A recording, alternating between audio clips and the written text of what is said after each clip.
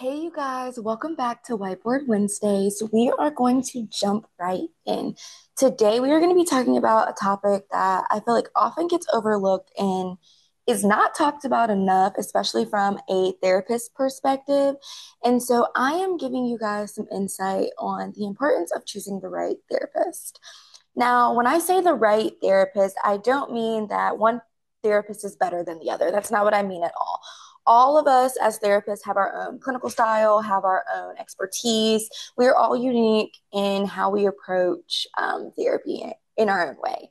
And so when I say right, I mean, what is the right therapist for you? So that means finding someone that addresses your presenting concerns in the manner that you want. So is that a solution focused way? Is that from an EMDR perspective? Is that from a top down approach like CBT, or is it from a bottom up approach like somatic experiencing? Um, are they experts in the presenting concerns that you are coming with?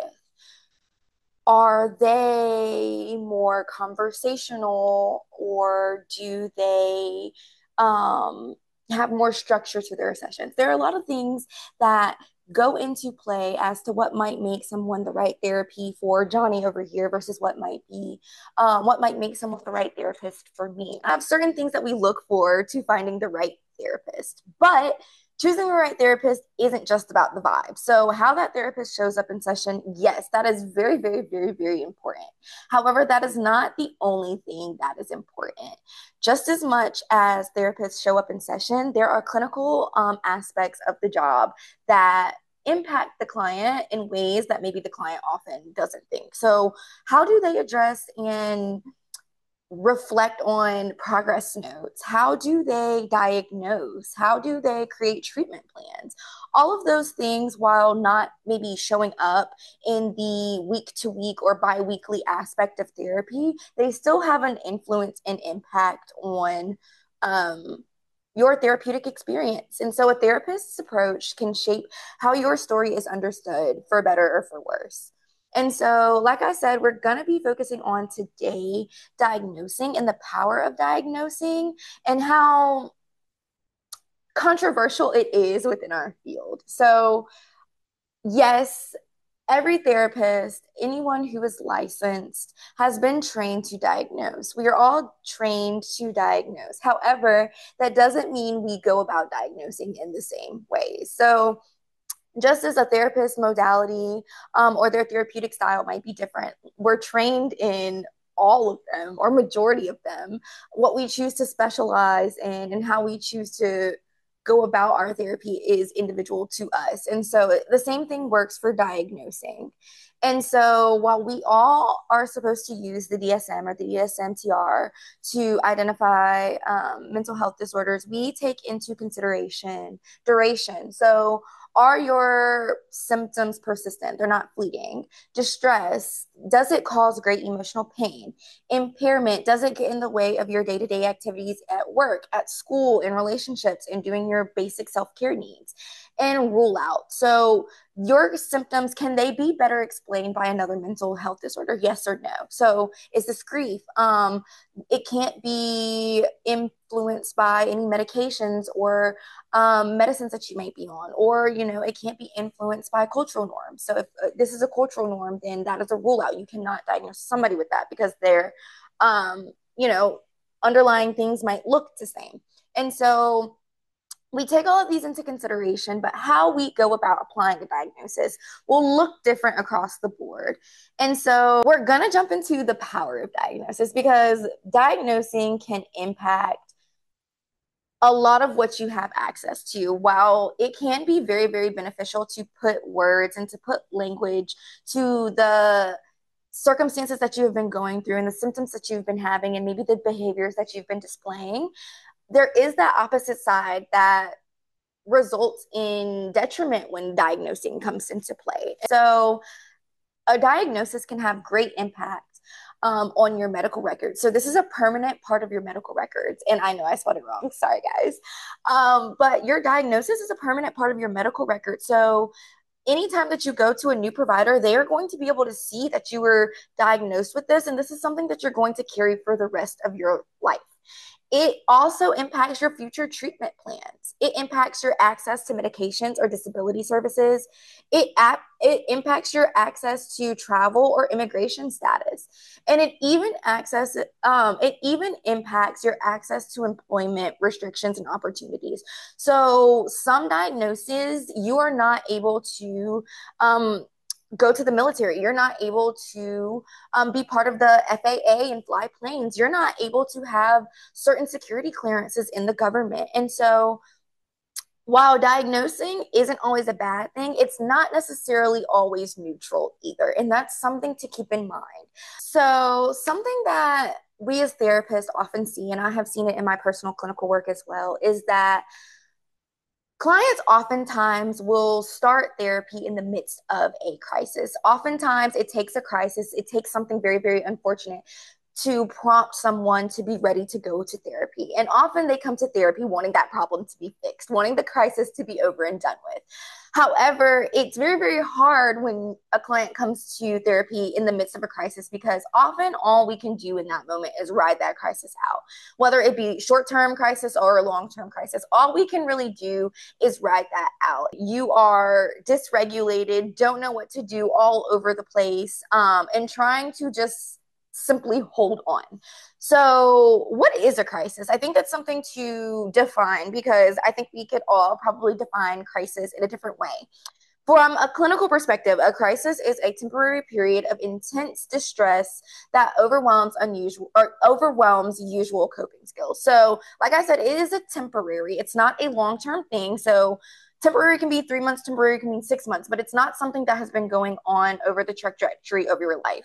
And so when a client comes to therapy in a crisis, depending on that therapist's style and how they go about diagnosing, being diagnosed while being dysregulated due to a crisis can lead to overdiagnosis. It can lead to mislabeling. It can lead to pathologizing normal reactions to hard life events. So, oftentimes, when you're in a crisis, your symptoms might mimic or mirror a particular mental health disorder, but it would be wrong to diagnose you in that because this temporary period of your life is not a typical display of your behaviors on a day to day. And that's what we need to address. We will give you skills on how to better handle and better manage and deal with crises in the future. However, in the midst of this crisis, oftentimes what we want the client to do is just to stay sane.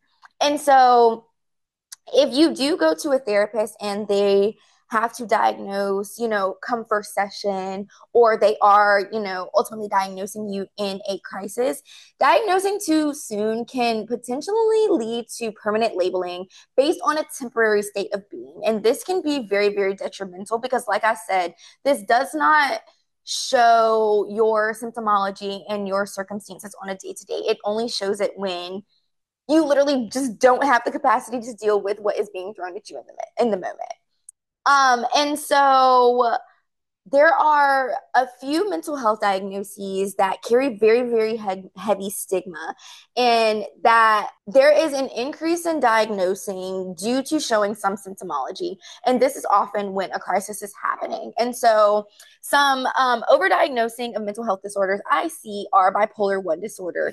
And this is one of those disorders that can greatly impact what you have access to in the real world. And so if this is, especially if there are psychotic features or manic presentations, this can be very, very impactful on what you are able to do. So this can disqualify you from many military or aviation roles. And there can be caution towards you in high stress jobs requiring or jobs that might require emotional stability. So you might not qualify that for that due to the stigma associated with bipolar 1 and possibly the liability that people might find from someone maybe being diagnosed with bipolar 1 disorder. We often see this with borderline personality disorder or BPD as well. And this often shows it with suicidality or self-harm. And so This disorder, like bipolar 1, carries heavy stigma, especially in clinical, legal, and employment systems. And so this can impact one's custody hearing. This can impact one's disability claims. This can impact one's influence on therapeutic access or referrals. This can disqualify individuals from immigration pathways um, and certain travel. And another disorder that often comes up is major depressive disorder, especially if it's severe, if it is accompanied with suicidality, or if there are psychotic features. This too can have great implications on what you have access to. So you might be flagged as being unfit for high risk or safety sensitive jobs. You might be disqualified from military or law enforcement, aviation, and even government jobs. You might be banned from traveling to certain countries or receiving immigration status from certain countries because, like I said, you are seen as a liability depending on your history and stability. And so, like I said, there are the weight of a diagnosis matters and how your therapist diagnoses you matters. And so it's so important that you ask those questions when you are having that first session, having that consultation with the therapist, to know how this could possibly impact your future. And so, how a therapist diagnoses depends on their clinical lens and judgment. It depends on the practice that they work within and their policies. So, some practices require diagnosing for reimbursement. It depends on your insurance provider. Some insurance providers won't cover mental health unless you qualify for like a certain tier of unless you meet like have a certain tier of a diagnosis. And so that can be, you can not have access to insurance because of that. Session timing, when does a therapist diagnose? Do they assess and diagnose same day, or do they give the client time to get to know their language and get to know the biopsychosocial aspect of the client, to better diagnose from a whole perspective lens versus just addressing the symptomology that is in front of you? And do the therapists get to use a provisional diagnosis, or do they have to go ahead and give you that confirmed permanent diagnosis? So, a provisional diagnosis is something that therapists can give when a client first comes in if we are maybe unsure of what the client is presenting, but we know that the client is struggling with the circumstances they're going through. So oftentimes that will be an adjustment disorder.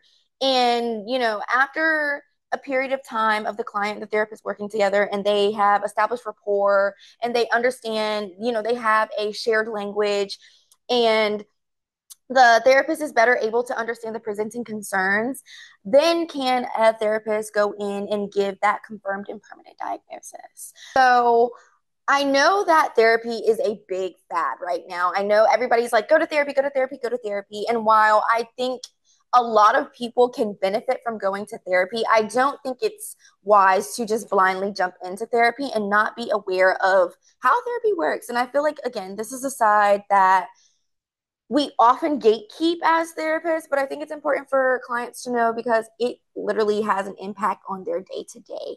And so when you do have those consultations with therapists or first sessions with therapists, it's important to ask questions like, how do you approach diagnosis?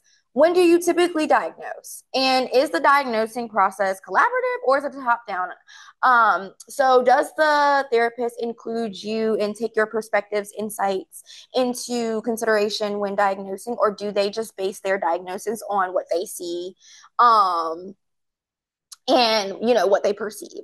And so I want to sum this up by saying it's so important, you guys, to choose a therapist who honors the human in you, not just the symptoms. It's so important to choose a therapist that sees you for who you are and all that you are, not just the symptoms and the circumstances that you are struggling with in this current moment. So I hope this lesson was very informative for you guys. I hope this touches someone and helps someone's journey into therapy a little bit smoother. And I will see you guys next time.